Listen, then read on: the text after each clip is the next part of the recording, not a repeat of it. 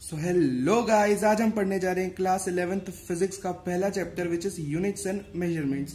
इस चैप्टर का ये रैपिड रिवीजन है। 30 to 40 मिनट्स में पूरा चैप्टर हम पढ़ लेंगे। ठीक है, अब इस चैप्टर के जो मेजर टॉपिक्स हैं या लगभग पूरे ही हैं, बट कुछ कुछ जो सारे मेजर टॉपिक्स हैं वो इस चैप्टर में, इस वीडियो में पूरे कवर हैं, जिससे क्वेश्चंस अपने बनते हैं। अब इस चैप्टर का जो नेम है यूनिट्स एंड मेजरमेंट्स, शुरू करते हैं अपन दो नाम से मिलकर बनाए। ठीक है, दो वर्ड से, एक यूनिट्स और दूसरा मेजरमेंट्स। अब यूनिट्स तो अपन पढ़ेंगे, मेजरमेंट क्या होता है भाई? किसी भी चीज का नाप तोल करना, बेसिकली उसको मेजर करना होता है ना, उसको अपन मेजर करते हैं ना। मेजरमेंट तो अपने को पता ही है। यूनिट्स क्या होता है? यूनिट्स को अपन क्लासीफाई भी करेंगे फर्दर। यूनिट कुछ नहीं होती, ये स्टैंडर्ड क्वांटिटी होती है। यूनिट क्या होती है? It is nothing but a standard quantity. Standard quantity होती है, क्या होती है? स्टैंडर्ड क्वांटिटी, जिससे अपन मेजर करते हैं अदर सिमिलर क्वांटिटी को। जैसे मास की यूनिट अपन ऐसा यूनिट बना रखी है केजी, तो केजी को अपन एक स्टैंडर्ड क्वांटिटी मान लेते हैं, जिससे अपन अदर मेजर उसको सिमिलर क्वांटिटीज को, वरना मास की सिमिलर क्वांटिटीज को अपन उससे मेजर करते हैं केजी से। तो एक अपन ने स्पेसिफिक बना ली, उससे अपन दूसरी मेजर करते हुए चल रहे हैं, है ना। तो यहाँ पे लिखा हुआ है 10 स्टैंडर्ड क्वांटिटी जिससे अपन मेजर कर सकते हैं अदर सिमिलर क्वांटिटीज को, नोन एज यूनिट, है ना। तो यूनिट अपन ये होती है, ये अपनी यूनिट होती है। अब इसके अपन दो क्लासिफिकेशन देखेंगे। पहली होती है फंडामेंटल, जिसको अपन डिराइव नहीं कर सकते, और दूसरी होती है डिराइव, जिसको अपन डिराइव कर सकते हैं यूजिंग फंडामेंटल क्वांटिटीज। मतलब इसको तो डिराइव कर नहीं सकते, और इसको अपन डिराइव कर सकते हैं यूजिंग फंडामेंटल क्वांटिटीज, यानी ये इसकी मदद से अपन इसको डिराइव कर सकते हैं, है ना। अब 7 फंडामेंटल क्वांटिटीज होती है: length, mass, time, electric charge, temperature, amount of substance and luminous intensity. अब इनको किन किन यूनिट से अपन बुलाते हैं? लेंथ को अपन मीटर से नापते हैं, एसआई यूनिट, ये अपन एसआई, इसकी जो यूनिट है ये एसआई वाली है, सिस्टम इंटरनेशनल यूनिट्स है ना, जो अपन ऑल ओवर द मतलब मेजरली यूज करते हैं। पहली होती है लेंथ की मीटर, इसकी होती है किलोग्राम, टाइम की सेकेंड, इलेक्ट्रिक चार्ज बोल लो, इलेक्ट्रिक करंट भी कह सकते हैं अपन, इसको इलेक्ट्रिक करंट बोलना ज्यादा ठीक रहेगा, चार्ज की जगह इसको करंट लिख लेते हैं अपन, है ना। तो इलेक्ट्रिक करंट को एम्पियर में मेजर करते हैं, विच इज इसका सिंबल होता है ए। टेम्परेचर को केल्विन में मेजर करते हैं, अमाउंट ऑफ सब्सटेंस को मोल में मेजर करते हैं, और ल्यूमिनस इंटेंसिटी को कैंडेला से। तो ये इनका नेम ऑफ द यूनिट हो गया। और सिंबल क्या होते हैं इनकी यूनिट के? मास का मतलब मीटर का होता है स्मॉल एम, किलोग्राम का केजी, सेकेंड का एस से डिनोट करते हैं, एम्पियर को ए से, केल्विन को के से, नंबर ऑफ मोल को जो केमिस्ट्री में पढ़ेंगे अपन, अमाउंट ऑफ सब्सटेंस को मतलब स्मॉल एम से, और ल्यूमिनस इंटेंसिटी को कैंडेला सी डी से डिनोट करते हैं। तो ये हो गई 7 फंडामेंटल क्वांटिटीज और उनके यूनिट और उनके सिंबल। ये तो हो गई 7 फंडामेंटल क्वांटिटीज। अब इसमें एक्स्ट्रा में ना 2 सप्लीमेंट्री क्वांटिटीज भी आती है। 2 सप्लीमेंट्री क्वांटिटीज, सप्लीमेंट्री वर्ड से अपने यहाँ पे रिलेटेड टू एंगल, मतलब कहने का मतलब है ये जो क्वांटिटीज होती है अपनी एंगल से रिलेटेड होती है।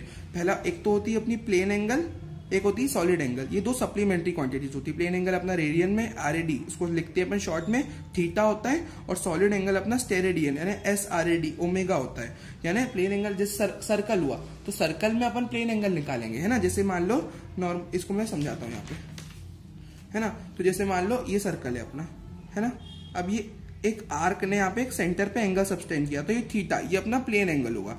और वहीं कोई एक सॉलिड स्फीयर है। अब सॉलिड स्फीयर ऊपर से एक सॉलिड स्फीयर होता है, उसका कुछ अमाउंट ऑफ एरिया उसके सेंटर पे कितना एंगल बना रहा है। जैसे मान लो ये सॉलिड स्फीयर है, एक सॉलिड स्फीयर है, तो एक सॉलिड स्फीयर का कितना मतलब एक ये सॉलिड स्फीयर है, तो इसका मान लो ये सर्टेन एरिया इस स्फीयर का ऊपर से अगर अपन देखे तो ये सेंटर पे कुछ एरिया बना रहा होगा, जिसको अपन ओमेगा से डिनोट करेंगे, है ना।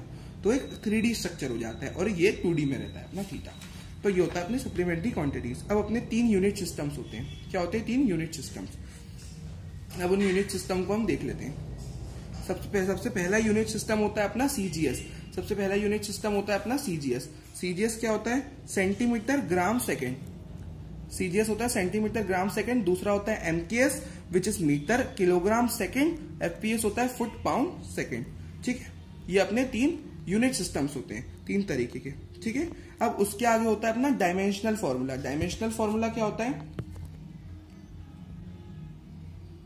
डायमेंशनल फॉर्मूला होता है, एक फॉर्मूला होता है जो शो करता है डिपेंडेंस, यानी कोई भी दूसरी डिराइव्ड क्वांटिटी की डिपेंडेंस शो करता है फंडामेंटल यूनिट्स पे, है ना। कहने का मतलब है कोई फंडामेंटल यूनिट से, जैसे अपन ने 7 पढ़ी, उनमें से 3 अपन ले लेते हैं: मास, लेंथ, टाइम। उन 3 फंडामेंटल क्वांटिटीज पे किसी अदर डिराइव्ड क्वांटिटीज की कितनी डिपेंडेंस है। अब जैसे मान लो मैंने ले ली वेलोसिटी। अब वेलोसिटी होती है मीटर पर सेकंड में, तो लेंथ में और टाइम पे डिपेंड है वो, है ना। लेंथ और टाइम पे डिपेंडेंट है अपनी कौन? वेलोसिटी।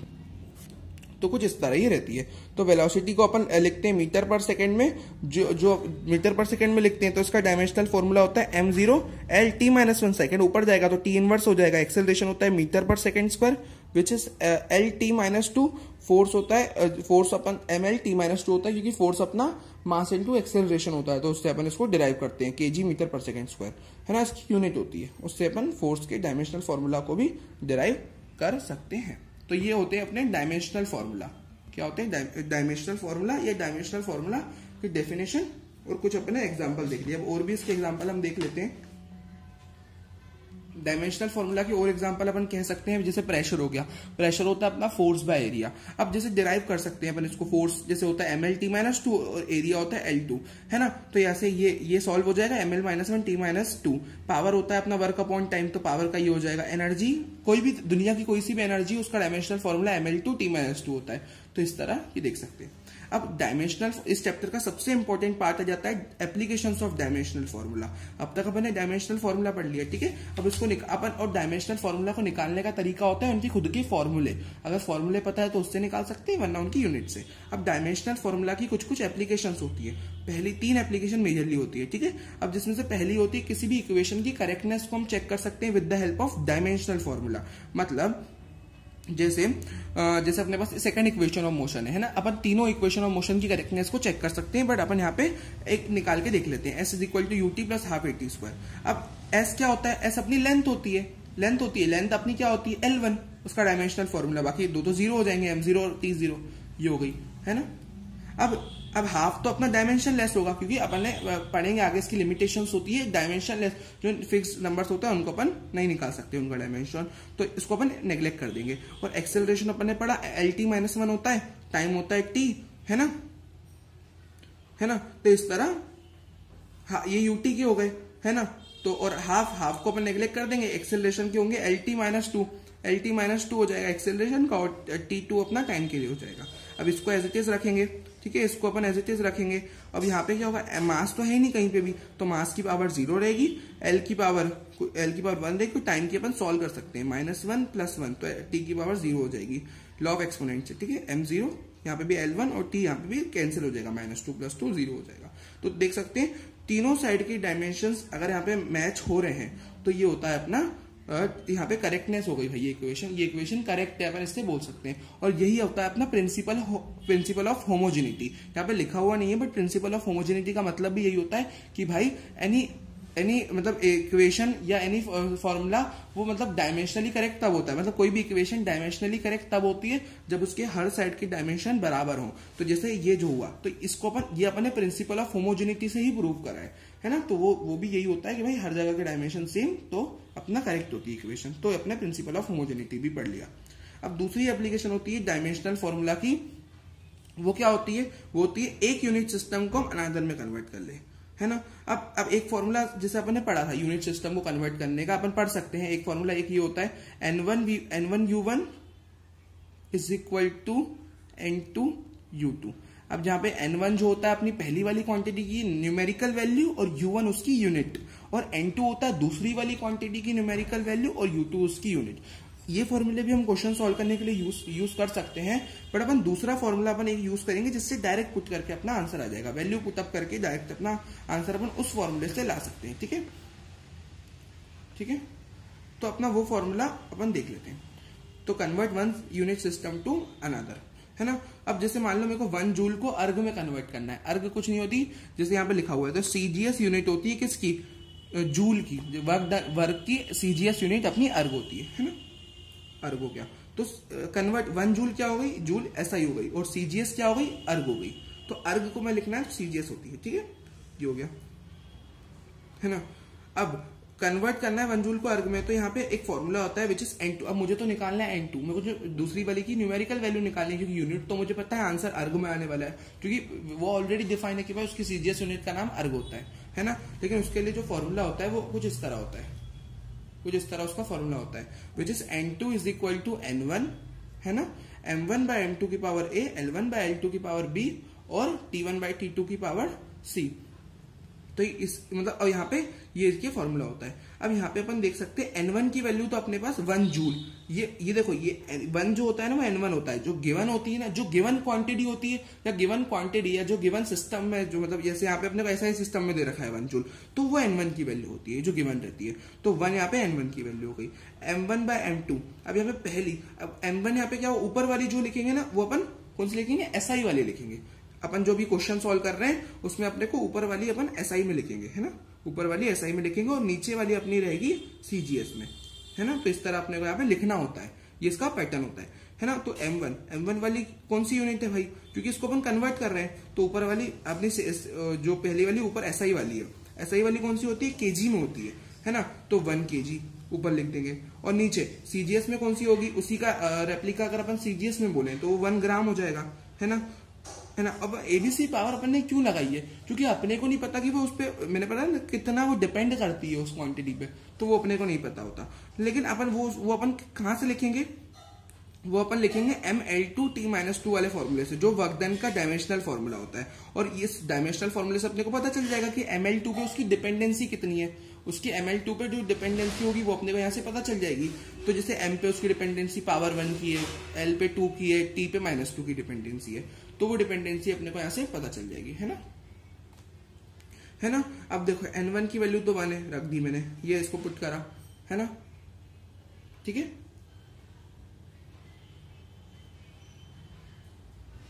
अब इसको मैं करता हूं आगे कंटिन्यू।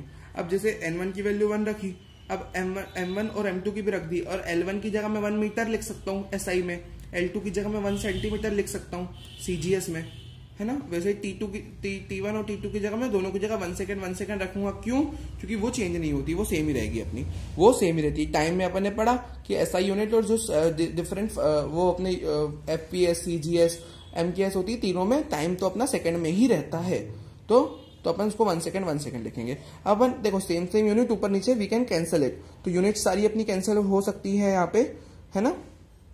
1 और 1 kg, अब वो कन्वर्ट कर दिया, 1 kg में 1000 ग्राम होते हैं, ऊपर लिख दिया 100 सेंटीमीटर होते हैं 1 मीटर में, और ये वाले 1 सेकंड से 1 सेकंड कैंसिल हो जाएगा, यूनिट सारी कैंसिल हो गई। तो इधर बचा 10⁻³ इंटू 10⁻⁴ इंटू 1 बचा मेरा, है ना। पावर के साथ अगर मैं देखूं तो यहाँ पे 3 थी, 1000 की पावर 1 थी तो 1000 ही रहेगा, 100 की पावर 2 थी तो 10⁻⁴ इंटू 1 हो जाएगा, 1 की तो कुछ भी पावर हो, और टोटल लॉ ऑफ एक्सपोनेंट से 10⁻⁷ अर्ग बन जाएगा। तो 1 joule is equal to 10⁻⁷ erg. तो यहाँ से मुझे N2 की वैल्यू मिल गई। वहां पे वर्क डन का निकाल रखा है कि भाई वर्क डन की यूनिट क्या होती है, तो अपन सिंपल फॉर्मूले से निकाल सकते हैं, है ना। तो कुल मिला के अपने को यहाँ पे ये पता चला कि 1 जूल को अपन 10⁻⁷ अर्ग्स लिख सकते हैं, ठीक है, अपन लिख सकते हैं। बाकी अगर मेरे को CGS निकालनी है तो जैसे kg metre square second square है, उसकी जगह अपन CGS यूनिट्स पुट कर देंगे। तो 1 जूल की वैल्यू होती है 10⁻⁷ अर्ग, ये मुझे मिल गई, तो मैं लिख सकता हूँ 1 joule is equal to therefore 10⁻⁷ erg. तो ये अपना आंसर हो जाएगा, है ना। आगे बढ़ते हैं।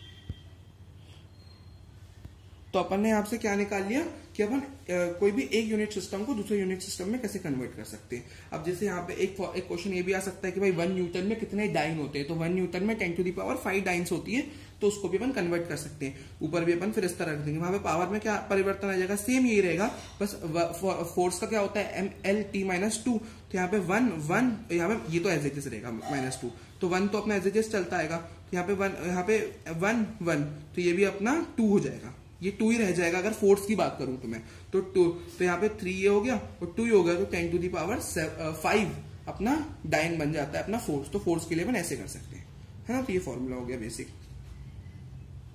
ठीक है, ये फॉर्मूला हो गया। अब तीसरी जो अपनी होती है वो देख लेते हैं। तीसरी सबसे ज्यादा इंपॉर्टेंट है अपनी, जो रहती है, इससे अपन क्या निकालते हैं, एक नई डिराइव करते हैं, एक नई relation, to derive a new relation, वो थर्ड होती है, ठीक है, अपनी एप्लीकेशन, ठीक है। अब इसको अपन कैसे करेंगे डिराइव। अब हमें क्वेश्चन में अपने को गिवन रहेगा, जिसका भी फॉर्मूला हमको डिराइव करना होता है ना, वो किस किस चीजों पे डिपेंड करता है, वो क्वेश्चन में गिवन रहता है, ठीक है। अब जैसे मुझे यहाँ पर time period of the simple pendulum का फॉर्मूला निकालना है ना, तो बेसिकली ये क्वेश्चन बहुत बार आता है, ठीक है।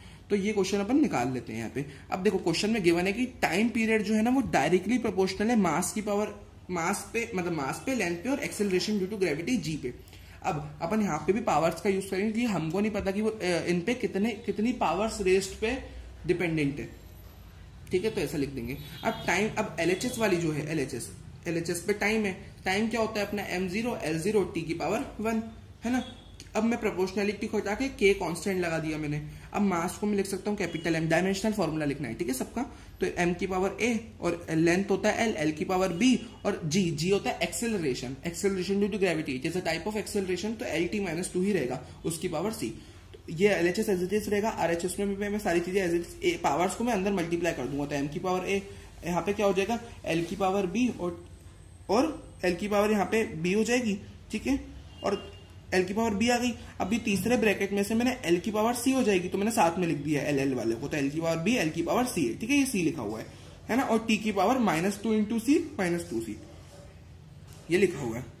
अब ये एज इट इज रखा, इसको एज इट इज रखा। अब लॉ ऑफ एक्सपोनेंट के हिसाब से ma और बेस सेम है तो पावर ऐड हो जाएगी, यहाँ पे भी एज इट इज रहेगा।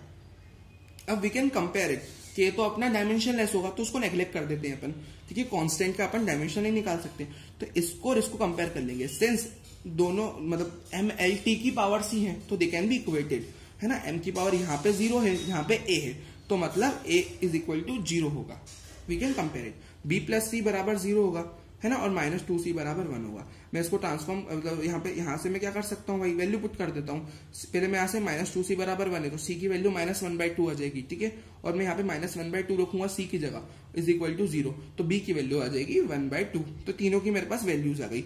अब वैल्यूज निकाल दी अपन ने, अब अपन इसको वापस पावर पे चढ़ा देंगे ताकि अपने को एक फॉर्मूला मिल जाए, ठीक है, इसलिए अपन ने इस पे पावर लिखी दी। देखो फॉर्मूले अपने पावर पे भी बनते हैं, मतलब पावर कितनी रेज्ड है उससे ही अपना फॉर्मूला बनता है ना। तो टी अपना डायरेक्टली प्रोपोर्शनल था इन सारी चीजों के। m की पावर a थी, a की वैल्यू 0 आई, तो मैंने m के ऊपर डायरेक्ट 0 लिख दिया क्योंकि a की उसकी पावर थी।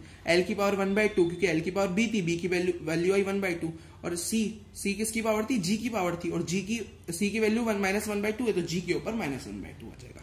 ये तीनों की मैंने पावर चला दी। वही प्रोपोर्शनलिटी है, जाके मैंने k लगा दिया, constant, k is a constant, है ना। अब यहाँ पे l की, अब देखो ये चीज अपने को पता है, किसी की भी पावर 1/2 होती है ना, मतलब वो रूट में होता है, 1/2 पावर यानी रूट में, और -1/2 मतलब रूट में भी डिनोमिनेटर में, है ना। तो ये इन दोनों का मतलब होता है, 1/2 यानी वो रूट में रहेगी, l रूट में रहेगा और न्यूमरेटर में रहेगा क्योंकि पॉजिटिव 1/2 है, और g की पावर -1/2 है तो डिनोमिनेटर में रहेगा, तो k √L/g।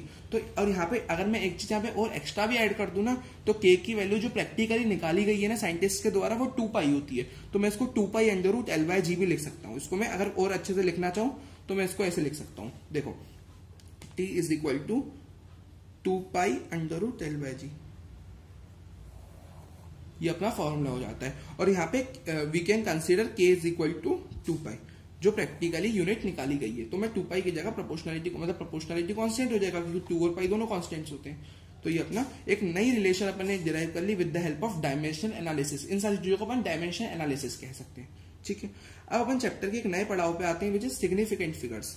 सिग्निफिकेंट फिगर्स से एमसीक्यूज बहुत भर भर के आते हैं, तो उसको पढ़ते हैं अपन। चलो, सिग्निफिकेंट फिगर होता क्या है। Significant figures is nothing but कोई डिजिट है मेरे पास, है ना, डिजिट नहीं, कोई एक नंबर है मेरे पास, उस नंबर की कुछ सर्टेन डिजिट्स होगी और कुछ अनसर्टेन डिजिट्स होती है। मैं पॉइंट वाले नंबर की बात कर रहा हूँ, ठीक है। तो it is the sum of certain and uncertain digits in any number. अगर नॉर्मल पॉइंट वाला नहीं भी हो तो भी अपन निकाल सकते हैं। तो या अगर अपन जनरल डेफिनेशन बोले तो it is the sum of certain यानी पॉइंट के पहले वाले डिजिट्स, क्योंकि वो तो सर्टेन पक्की रहती है, पॉइंट के बाद वाली चेंजेस होती रहते हैं, उसमें राउंड अप वगैरह करते हैं अपन, तो अनसर्टेन होती है। तो सर्टेन डिजिट्स का और अनसर्टेन डिजिट्स के सम को विद सम कंडीशंस, यहाँ पे कुछ कंडीशन से ही उनका सम होता है, ठीक है। तो वो अपना सिग्निफिकेंट फिगर्स, उससे फिर जितने नंबर आता है ऐड करने पे वो अपना आंसर होता है, ठीक है। सिग्निफिकेंट फिगर्स को जोड़ने के कुछ रूल्स होते हैं, है ना। तो क्वेश्चन में अगर अपने को दिया हो तो मैं हर एक एग्जांपल से आपको समझाता हूँ, हर एक पॉइंट का एक एक एग्जांपल। जैसे यहाँ पे उन्होंने बोला all non zero digits are significant, है ना, बोला सारी नॉन जीरो डिजिट्स अपनी सिग्निफिकेंट होती है, तो उसको अपन एक एग्जांपल से समझते हैं, है ना। जैसे मैंने मान लो नंबर ले लिया, लेट्स से मैंने नंबर ले लिया 4 3 2, 432 मैंने एक नंबर ले लिया।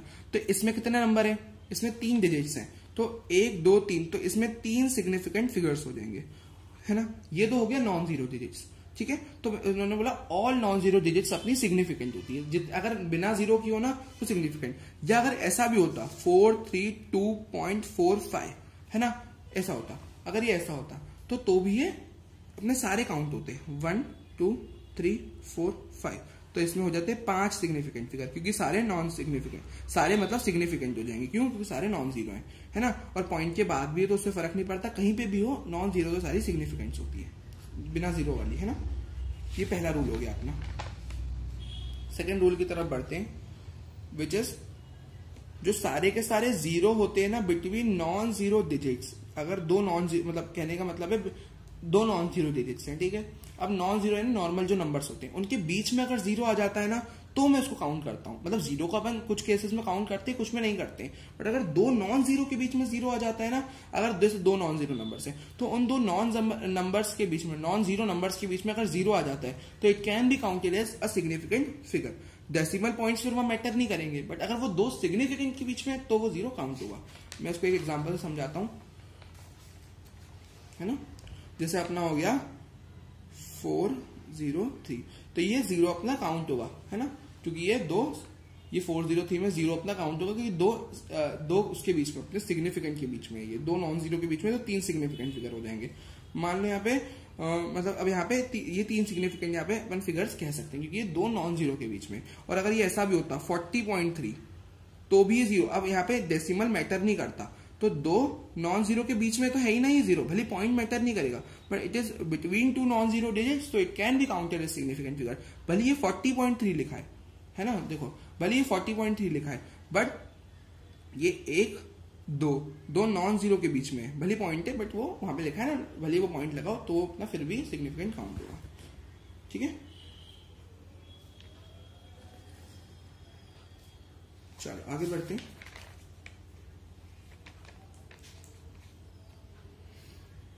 ये हो गया। अब तीसरे रूल पे चलते हैं।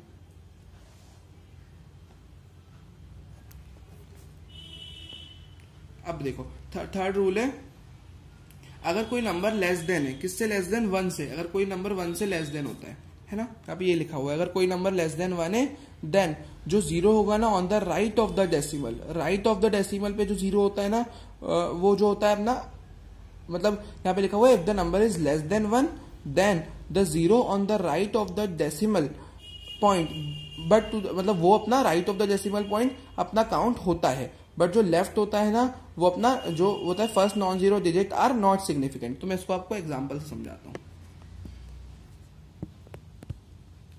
है ना। इसका एग्जांपल अपन ले लेते हैं कि जैसे मान लो मेरे पे कोई नंबर है 0.041, तो ये नंबर अपना 1 से छोटा है ना, 1 से छोटा नंबर है। अब इसके राइट ऑफ द डेसिमल पे यहाँ पे 0 भी है ना, तो यहाँ पे राइट ऑफ द डेसिमल है, तो ये नॉन जीरो वाले तो सिग्निफिकेंट काउंट होंगे ही होंगे। 4-1 तो दो सिग्निफिकेंट फिगर तो हो ही गए वैसे ही, ये जो जीरो है वो तो काउंट नहीं होता, और ये दो नॉन जीरो के बीच में भी नहीं है, फिर ये काउंट होगा। फिर भी क्यों काउंट होगा? क्योंकि ये आफ्टर द डेसिमल है, आफ्टर द डेसिमल है, आफ्टर द डेसिमल वाले हमेशा काउंट जीरो होते हैं, और आफ्टर द जीरो यानी आफ्टर जीरो वाले भी एंड में होने चाहिए, तो वो काउंट होंगे। तो ये एंड में है और आफ्टर द पॉइंट है, आफ्टर द पॉइंट और एंड में, तो वो अपना काउंट हो जाएगा। तो 3 सिग्निफिकेंट फिगर, और जो बिफोर होते हैं ना, बिफोर लेफ्ट साइड में जो होते हैं बिफोर वाले, वो कभी भी अपने सिग्निफिकेंट काउंट नहीं होते। तो इसमें सिर्फ 3 सिग्निफिकेंट फिगर्स हैं, है ना। तो ये अपना थर्ड रूल कहता है, ठीक है। तो यहाँ पे ये लिखा है अगर कोई नंबर 1 से छोटा है देन जो जीरो होगा on the right of decimal point, right of the decimal point, वो सिग्निफिकेंट हो जाएगा, is significant, but to the left of the first non zero digit are not significant, left वाले, ठीक है। अब अपना लास्ट वाला जो रूल है वो ये कहता है कि अगर टर्मिनल जीरो है in a number without decimal point are not significant, तो टर्मिनल जीरो यानी एंड वाला जीरो है लेकिन वो विदाउट डेसिमल पॉइंट है, तो डेसिमल के बाद नहीं है आखिरी में, बट वो डेसिमल के बाद नहीं है, तो वो अपना सिग्निफिकेंट नहीं कहा जाएगा। जैसे कि इसका एग्जांपल हम देख लेते हैं।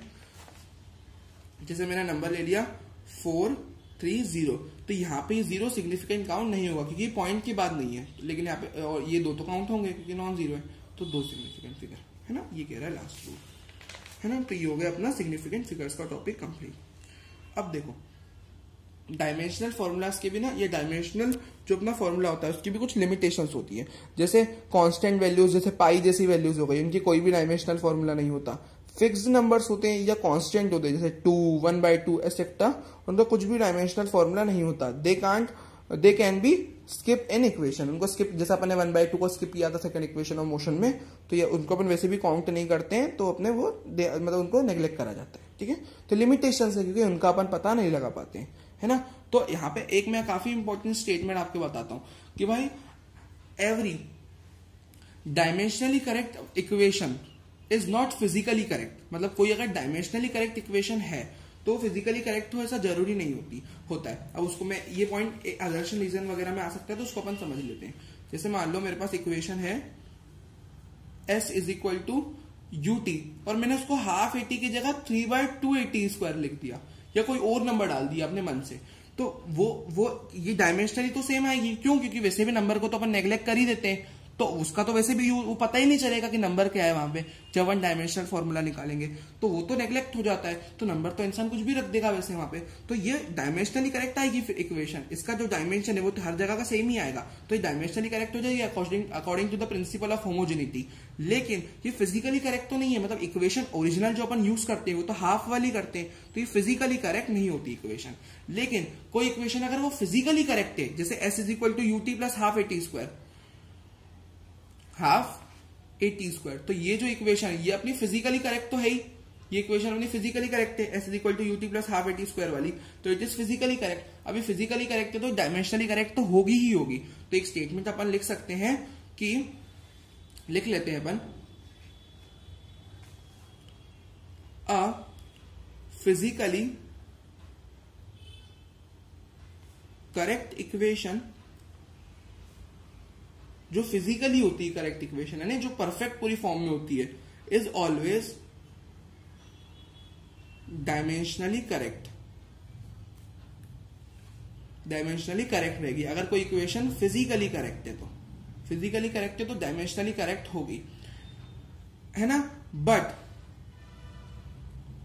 अगर फिजिकली करेक्ट है तो डायमेंशनली तो करेक्ट होगी। But it is not necessary that, it is not necessary